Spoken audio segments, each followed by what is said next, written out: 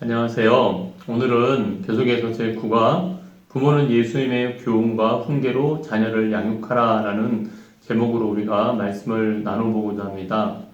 미국의 중상층 가정의 경우에는요, 아버지가 자녀와 함께 보내는 시간을 하루 15분에서 30분에 불과하다고 합니다. 그리고 그 시간 가운데서 아버지와 자녀가 대화를 나누는 시간이 한 3분, 그리고 이때 서로 눈을 마주치면서 대화를 나누는 시간이 한 35초 정도라고 합니다. 우리의 경우는 어떨까요? 여러분은 여기 있는 질문처럼 자녀들과 하루에 몇 분 정도 대화를 하십니까?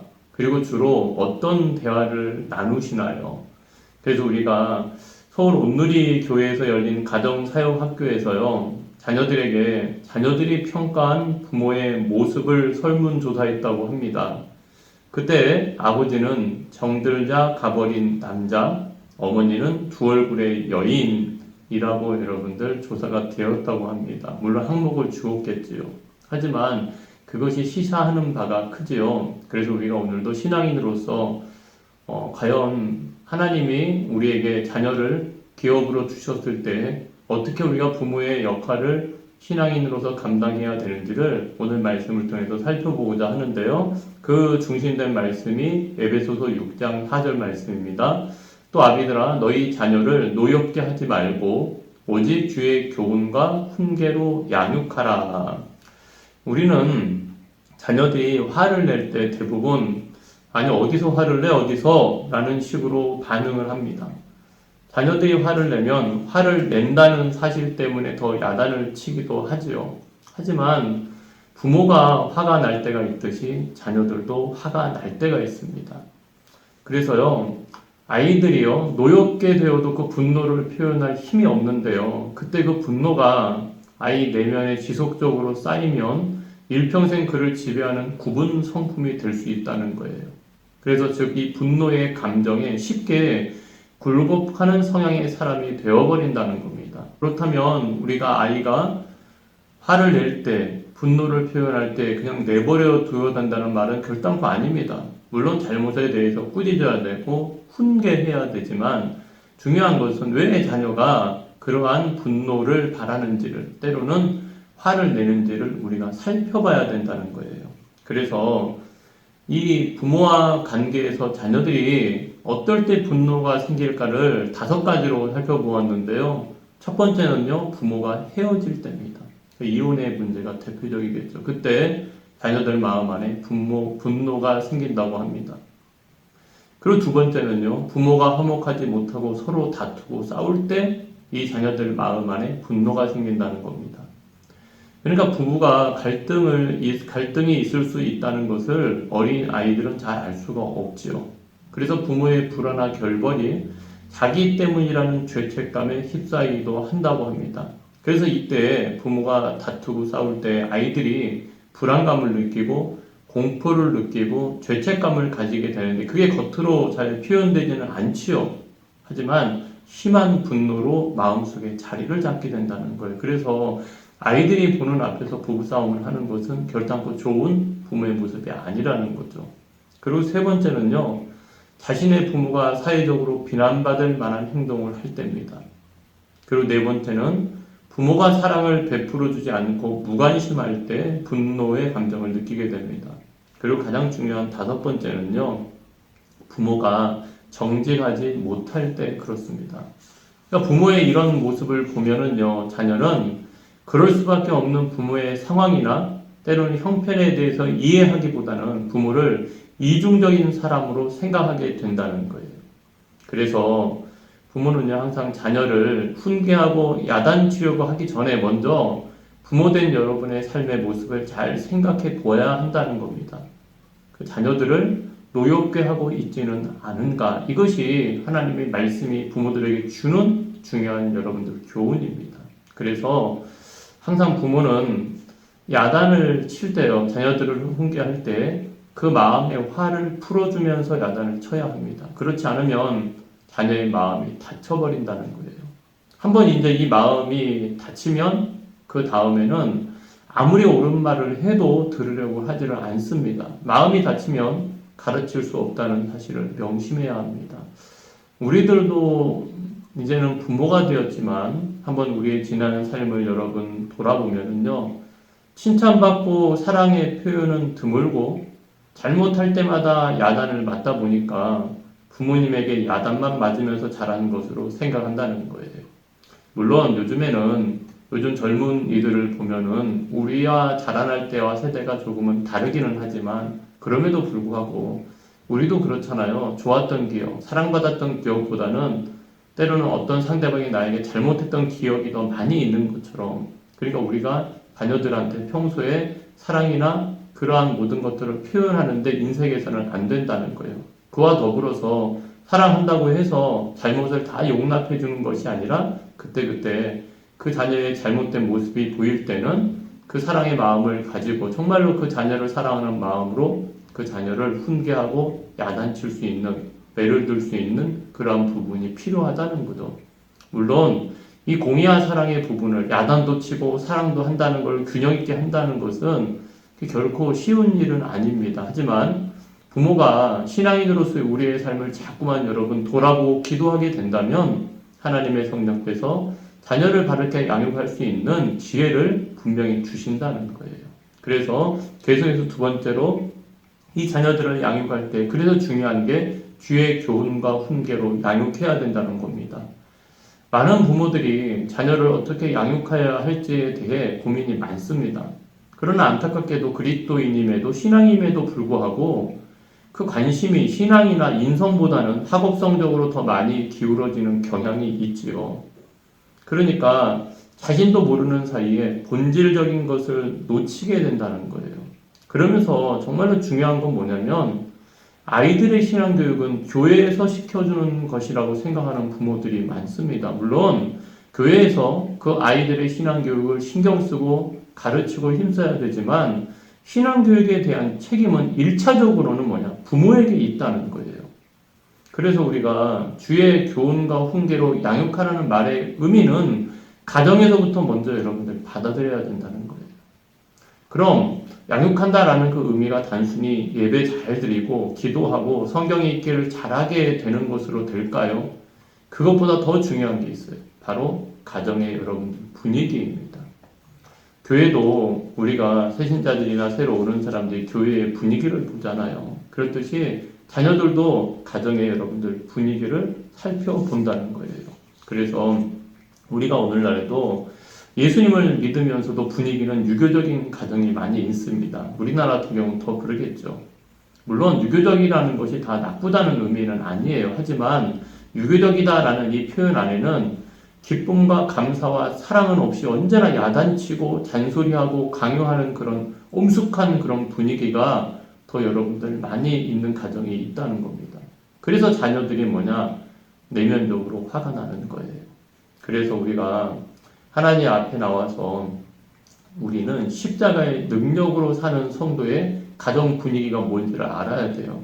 그럼 십자가의 능력으로 사는 성도의 가정 분위기는 기쁨과 감사와 사랑이라는 거예요. 그래서 우리는 가정 안에서 은혜를, 가정 안에서 사랑의 분위기를 경험해야 된다는 겁니다. 그런 의미에서 자녀는 부모가 말하는 내용보다도요, 부모의 분위기, 가정의 분위기를 통해서 배운다는 거예요. 그러니까 말은 한다고 하고 말씀으로 가르친다고 하지만 그 부모의 삶이, 그 가정의 분위기가 정말로 그 그리스도의 십자가의 사랑 안에서 감사와 기쁨이 없는 삶을 산다면 그 이중적이 되는 거겠죠. 그래서 부모는 주의 교훈과 훈계가 무엇인지를 잘 깨달아야 됩니다. 부모가 자녀가 잘 되기를 다 원한다고 한다고 해서 자녀가 다 잘 되는 것은 여러분들 아니라는 거예요. 그래서 우리가 오늘도 계속해서 볼 때 부모는요, 자녀를 사랑하되 끝까지 사랑하고요, 용서하되 끝까지 여러분들 용서해야 합니다. 왜냐하면 자녀들도요, 부모님이 가르친 용서와 사랑이 진짜인지를 알고 싶어 한다는 거예요. 그래서 한동대의 이기복 교수님의 간증인데요, 고등학교에 올라간 딸의 성적이 떨어졌을 때 이 교수님이 그 딸을 끌어안고 난 널 성적과 상관없이 사랑한단다 라고 말했다고 합니다. 그런데 그 다음에도 또 성적이 떨어졌대요. 그때도 마음을 굳게 먹고 딸을 격려하고 칭찬했다고 합니다. 얼마 후에 딸이 너무나 밝은 표정으로 세 번째 성적표를 가지고 왔습니다. 그런데 성적이 올라가지 않았어요. 이때 이 교수님의 마음에 실망감이 다가왔대요. 내가 잘못했나? 내가 딸에게 잘못 신호를 보냈나? 그런 마음을 가졌답니다. 그런데 순간 주님께서 요즘 학교 성적 때문에 방황하고 거짓말하고 심지어 가출하는 아이들도 많다는데 내 딸은 성적이 계속 떨어져도 밝고 부모에게 당당한 것이 너무나 감사하더라 라고 여러분들 고백하셨습니다. 여러분, 자녀들은 이 부모의 말이, 이 부모의 사랑이 진짜인지를 여러분 알고 싶어 합니다. 그리고 그 부모의 사랑이 진짜인지를 알게 되면 분명히 자녀의 삶 가운데 변화가 있고 하나님이 그 자녀의 삶 가운데 함께 한다는 것을 우리 신앙인들은 분명히 깨달아야 된다는 거예요. 그래서 부모는 누구나 자녀들에게 유형의 유산이든 무형의 유산이든 유산을 물려주게 되어 있습니다. 대부분 많은 사람이 자녀들에게 어떤 유산 물려주려고 할까요? 무형의 유산보다는 유형의 유산, 많은 재산을 유산으로 물려주려고 여러분들 노력합니다. 그런데 그것이 정말로 자녀들의 삶을 안정되고 행복한 삶으로 보장한다고 여러분들 생각할 수 있을까요? 하지만 그것은 여러분 어리석은 생각입니다. 우리 주변을 보면은 막대한 재산을 유산으로 받고도요, 형편없이 사는 사람들이 많고요. 그 유산 때문에 다투고 불행해지는 사람도 많습니다. 한 청년의 부모를 위한 기도 간증입니다. 그러니까 부모를 위한 기도회를 청년회에서 했는데요. 이 청년이 이렇게 고백하고 있어요. 부모님의 재정을 위한 기도는 9년 전쯤 제가 고등학교 입학할 무렵 부흥회에서 처음 시작되었습니다. 당시 아빠가 다니던 회사 연구직을 그만두고 아는 분과 동업을 시작했대요. 그러니까 이 아버지는 좋아했던 연구직을 포기한 가장 큰 이유는 돈을 더 많이 벌 수 있다는 이유였습니다. 아빠는 욕심이 없는 사람이셨지만 사랑하는 세 딸에게 더 좋은 것을 해주고 싶으셨던 거예요. 그런데 이 아빠에게 동업을 제안했던 사람이요, 아빠를 자꾸 주님과 멀어지게 하고요, 세상을 보게 한 거예요. 중요한 약속들을 주일에 잡아서 주일 성수를 방해하고요, 남을 속여서 돈을 벌자고 부추기기도 했답니다. 그런 아빠에 대한 염려가 더해가던 중에 신년 부흥에 참석하게 된 거예요. 그리고 주님 앞에 간절히 기도했습니다. 뭐라고 기도했을까요? 주님, 돈이 없어도 좋아요. 가난해도 좋아요. 우리 아빠가 주님을 잘 믿게 해주세요 라고 여러분 기도했답니다. 성도 여러분, 재산만 유산이 아닙니다. 재산보다 더 중요한 유산이 많이 있다는 것을 우리는 여러분 기억해야 된다는 거예요. 그래서 출애굽기 20장 5절에서 6절 말씀에 보면은요, 그것들에게 절하지 말며 그것들을 섬기지 말라. 나 내 하나님 여호와는 질투하는 하나님인즉 나를 미워하는 자의 죄를 갚되 아버지로부터 아들에게로 3, 4대까지 이르게 하거니와 나를 사랑하고 내 계명을 지키는 자에게는 1000대까지 은혜를 베푸느니라. 그러니까 우리가 이 자녀들에 대해서 무엇을 물려줄까라고 여러분 했을 때 이 말씀을 생각해야 된다는 거예요. 이 말씀을 살펴보면 아비의 죄는 3, 4대까지 전해지고 하나님의 은혜는 1000대까지 전해지기 때문에 부모는 축복의 유산은 계속해서 심어주어야 하고요. 쓴 뿌리의 유산, 죄의 유산은 끊어버려야 한다는 것을 여러분 기억해야 됩니다. 그러니까 쉽게 말해서 내 자녀를 생각해서 죄 짓지 말아야 한다는 거예요. 우리가 잘 알고 있는 것처럼 다윗이 밧세바와 간음을 하죠. 그때 이 낳은 아들이 사무엘하 12장 14절에 보면은 결국은 죽었습니다. 그럼 그 아이가 무슨 죄가 있었냐는 거예요. 결국 다윗과 밧세바의 이 간음의 죄로 말미암아 이 아이가 죽게 되는 거예요. 그래서 이 부모의 죄가 자손에게까지 미친다고 성경은 말하고 있습니다. 이것이 무서운 것임을 우리는 여러분 알아야 돼요. 그래서 이 조상은 죽고 없지만 이 조상의 죄가, 이 쓴 뿌리가, 이 나쁜 성격, 습관, 말투, 그러한 모든 것들이 실제적인 고통으로 우리에게 영향을 미치고 있다는 거예요. 우리에게서 끊어져야 할 것들이라는 겁니다. 그러니까 자녀들이 보면은 부모의 삶을 대물림합니다. 왜요? 그러한 것들을 보고 듣고 그 말투를 그대로 여러분 따라하게 되고요. 그러한 것들을 답습하게 되는 경우가 너무나 많아요. 그 가정 분위기 안에서 여러분 컸기 때문에 그러는 거예요. 그래서 이것이 무엇으로 여러분 끊어져야 될까요? 바로 예수님의 보혈로 씻겨야 됩니다. 그리고 우리 자손에게는 오직 거듭난 새 생명의 삶을 유산으로 물려주어야 한다는 거예요. 그래서 자녀들에게 물려줄 가장 큰 유산은요, 아버지와 어머니가 믿음으로 살고요, 사랑 안에서 행복하게 사는 것을 보여주는 것입니다. 부모가 사랑하고 행복하게 사는 것을 보고 자란 아이는요, 그 마음의 그릇이 커진다는 거예요. 그것이 가장 큰 유산이라는 겁니다. 성공한 사람들을 보면은 다 마음이 그릇이 큰 사람들입니다. 물론 이 가운데는 신앙인들이 아닌 사람들이 있겠죠. 그런 경우는 우리가 참된 성공이라고 이야기할 수 없지만 신앙인으로서 마음이 큰 사람들, 예수 그리스도 안에서 정말 하나님 주신 은혜를 감사하며 사는 그 모든 자녀들의 삶 가운데는 그 마음의 그릇이 큰 사람들이기 때문에 그런 그릇이 준비되어 있을 때 자족하게 되고 없어도 감사하게 되고 하나님 앞에 기뻐하는 삶을 살아갈 수 있는 신앙인으로서 자라난다는 거예요. 그래서 우리가 오늘도 분명히 깨달아야 되는 것은요, 부부가 자주 싸우는 것을 보고 자란 자녀들의 마음은 불안하고 속으로 병들어간다는 겁니다. 그리고 폭력성을 가지게 되고요, 죄의 유혹을 이기지 못한다는 거예요. 그래서 우리는 부모가 믿음으로 살고 사랑하는 것을 보고 자라야 그 자녀의 믿음이 여러분 커진다는 것을 기억해야 됩니다. 그래서 우리는 내 의지와 노력으로 가정을, 배우자를, 부모와 자녀를 바꾸려고 하지 말고 예수님을 믿는 믿음으로 그것을 여러분들 해야 됩니다. 곧 믿음으로 계속 기도하고 믿음으로 순종하고 믿음으로 회개하고 우리 가정의 분위기가 예수님과 함께 계실 때의 분위기인가라는 자꾸만 점검하면서 우리가 살아가야 된다는 거예요. 그러니까 교회 안에서의 신앙인 말고요. 교회 안에서만 계시는 예수님이 아니라 가정 안에서도 신앙인, 가정 안에서도 예수님을 우리가 호주로 모시고 사는 삶의 모습을 자녀들한테 분명히 보여줘야 된다는 겁니다. 그래서요, 인류 역사상 최악의 사건 중에 하나가 히틀러가 600만 명의 유대 사람을 죽였다는 이야기입니다. 너무나 잘 알죠. 그럼 어떻게 이런 일이 일어날 수 있었을까요? 그래서 그 배경을 살펴보면요, 다 이유가 있습니다. 이 히틀러의 아버지는 행상을 하는 사람이었는데 당연히 행상을 하다 보니까 장사를 위해서 늘 집을 비운 거예요.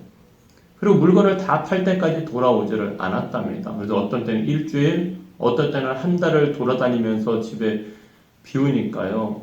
이 집을 지키고 있는 히틀러의 어머니가 자신의 외로움을 달래지 못해서 그만 부정한 생활을 한 거예요. 불륜을 갖게 됐는데 그 불륜을 맺은 사람들이 어떤 사람이냐면 돈이 많고 타락한 유대인들, 권세가 있는 유대 사람과 불륜 관계를 맺은 거예요.